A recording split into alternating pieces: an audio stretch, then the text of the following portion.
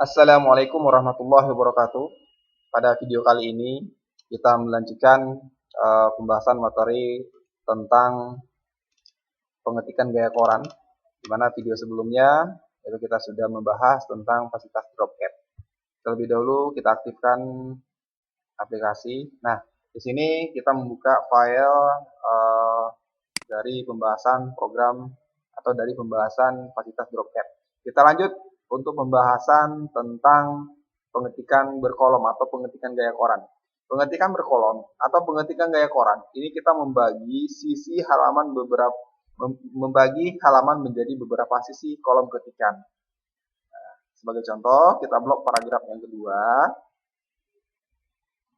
Selanjutnya, aktifkan di bagian backlight. Di sini ada tool kolom, klik segitiganya. Di sini ada one itu satu kolom dasar atau awalnya, ada two dua kolom, ada three tiga kolom, left kolomnya kiri lebih kecil daripada kolom sebelah kanan, right kolom kanan lebih kecil daripada kolom sebelah kiri.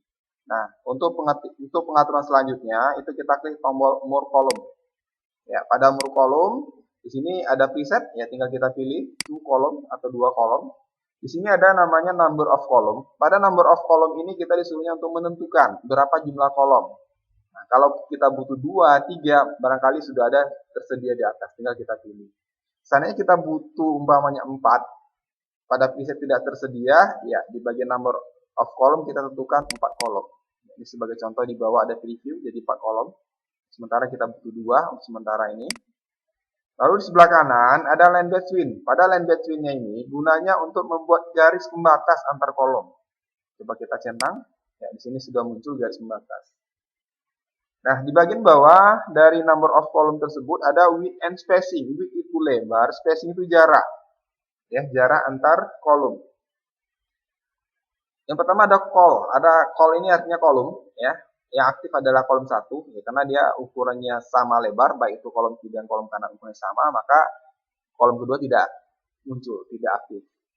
Nah, width-nya itu lebar kolom, baik itu kolom sebelah kiri maupun kolom sebelah kanan itu ukurannya sama, senilai 7,52. Berikutnya spacing itu jarak, ya. Jaraknya di sini kalau kita perhatikan itu 1,27 cm, itu standar dari program. Kalau kita ngerubah silakan.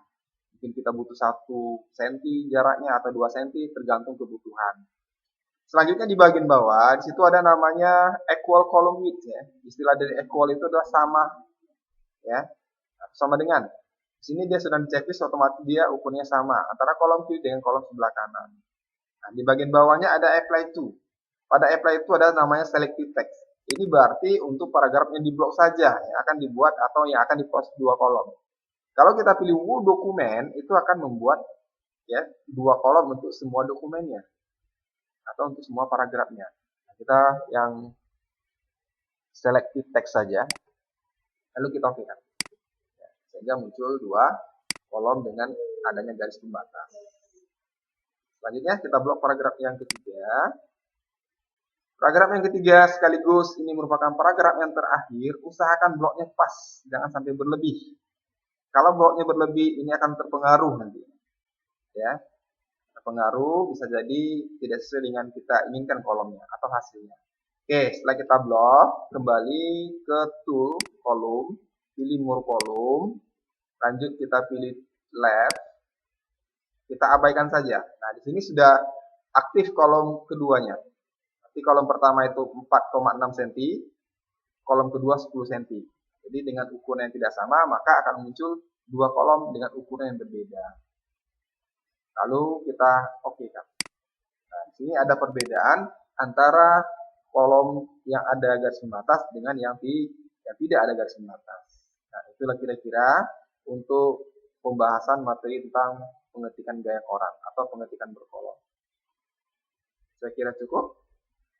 Terima kasih.